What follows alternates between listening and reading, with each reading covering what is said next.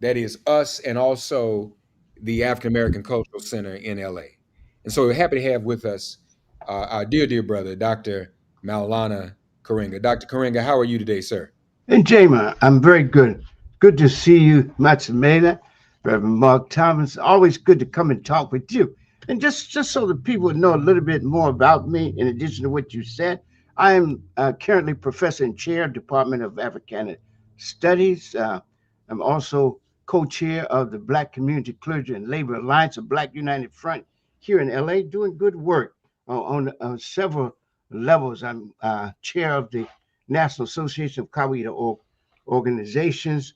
And you mentioned I'm chair of my organization, ASA, but also executive director of the African American Culture Center, the founding space for Kwanzaa. That's the first place that we celebrated Kwanzaa after I had conceived the holiday. But first, I conceived, of course, the Nguzo Saba.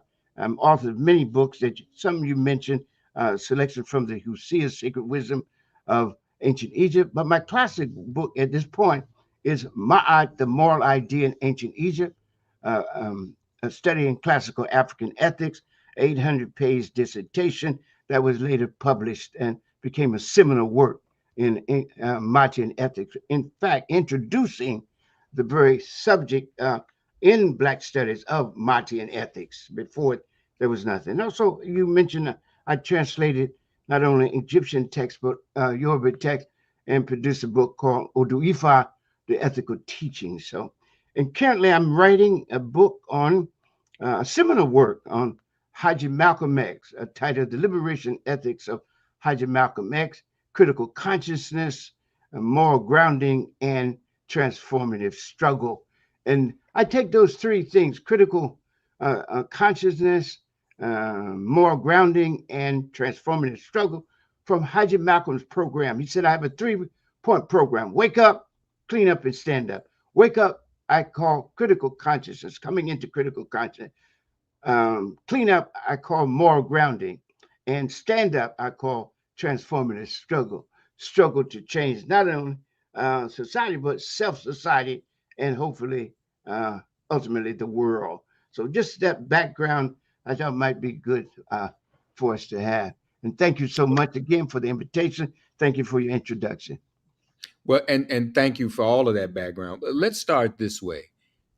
Tell us the process, the development, how it came out, even the very discussion of the Nguza Saba and how they came to be 60 years ago. Mhm.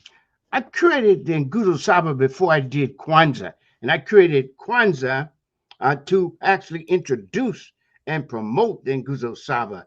Now, when the movement starts, I come into the movement during the civil rights phase, which is like 1955 to 65.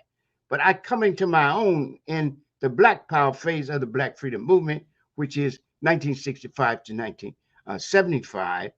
And I left school. I was working on my doctorate at UCLA, and I left school to join the movement full time because that's what I wanted to do. And I asked myself, how can I meet this call? You know, Dr. Mary McClaver Thune, Dr. Mary McClaver Thune has said, knowledge is the prime need of the hour, but we will want to know what you're going to do with your knowledge.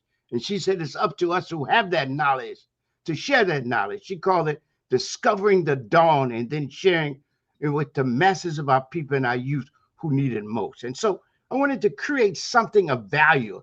And I believe that if I could create something of value that would help the movement, right, that people would embrace it and use it to ground themselves, orient themselves, and direct their lives toward good and expansive end.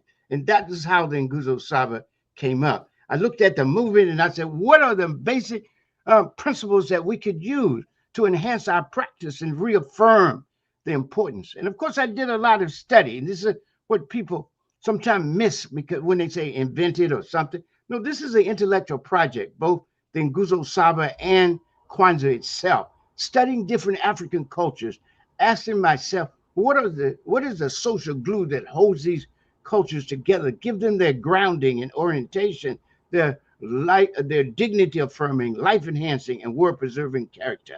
And I said it's the communitarian aspect of it, values that stress and strengthen family, community, and culture. And so that's what I did, is to develop these 7 values that I believe, like, give us a kind of grounding and orientation and a basic Black value system. That's how we introduce it.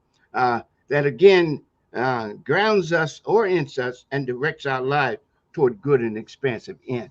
And those values, as people know, are celebrated all over the world, throughout the world African community, on every continent in the world. Kwanzaa and Nguzo Saba are celebrated and practiced. And those values are Umoja, unity; Kujichagulia, self-determination; Ujima, collective work and responsibility; Ujamaa, cooperative economic; Nia, purpose; Kuumba, creativity; and Imani, faith. So those are the 7 fundamental values. And again, a Black value system, because we argued then and now that one of the most important things we can do if we're going to seek liberation is to realize we are our own liberators, that there's no culture older than ours, no people more sacred or chosen or holy or elect than ours, no no history more sacred than ours, no history more worthy of being taught and told than ours. And so we put this emphasis on culture. And sometimes I think you know that much, man. Sometimes people used to misunderstand that and reduce culture to song and dance, or wearing our African clothes, or speaking Swahili. That's part of it. But culture is a larger project in Kawaida philosophy. This is my philosophy, out of which I created both Kwanzaa and then Nguzo Saba. And that philosophy we define as an ongoing synthesis of the best of African sensitivity, thought, and practice in constant exchange with the world. And so when we talk about culture, we're talking about the totality of thought and practice. Listen, the totality of thought and practice by which a people creates itself, celebrates, sustains, and develops itself, and introduces itself to history and humanity. And that occurs on 7 basic levels: religion or spirituality and ethics, that's the first level; second, history; social organization; economic organization; political organization; creative production, which is your art, your music, your literature, dance, etc. And finally, ethos, the collective psychology that a people has as a result of its practice in those other 6 areas. So ours was a larger project and remains a larger project. So everything we do is culture. When we think and talk, that's culture. When we create and imagine the future, that's part of culture. When we struggle for liberation, that's part of culture. We don't separate it. We see it all as one interconnected, interrelated project. And I want to talk to you later on about the whole concept of cultural nationalism and revolutionary nationalism, if we get into it. I think that's a very important struggle.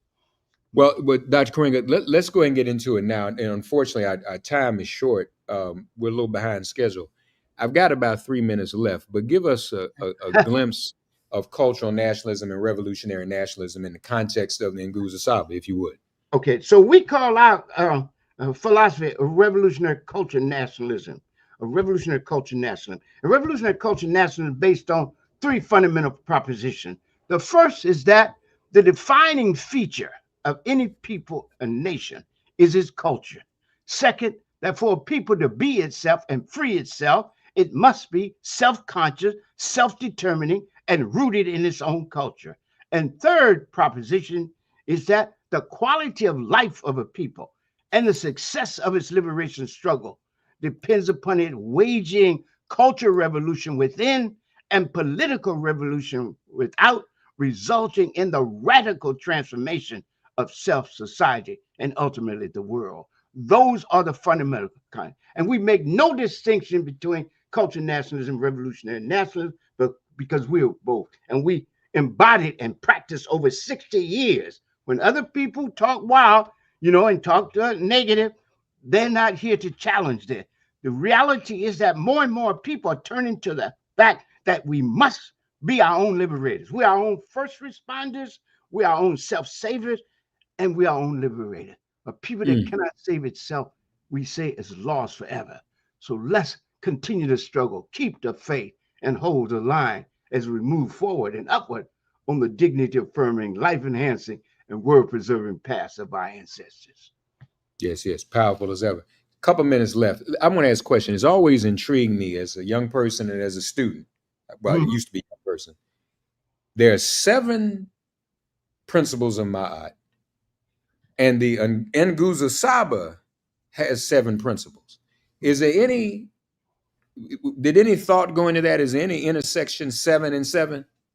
Yes. So I did both. I introduced the 7 cardinal virtues of Mott, right? And I introduced first the 7 principles. The 7 27. principles are overarching for us as community principles. And the 7 cardinal virtues or virtues are extracted from the many virtues of ancient Egypt to represent the best of Mattian practice. And I chose those virtues because those virtues can be translated in Mat. If I say, what is the word for truth in ancient Egyptian? It's Mat. If I say, what is the word for justice in ancient Egypt? It's Mat. So I use those 7 principles. They're manageable. They have a sacred spiritual sense for African peoples throughout the continent. And they are fundamental to how we understand ourselves and assert ourselves in the world. And they can be learned and practiced on a daily basis. Yes, yes. Dr. Maulana Karenga, thank you for joining us on WPFW-FM Pacifica Radio, MIP on 89.3. Talk next week, everyone. Thank you.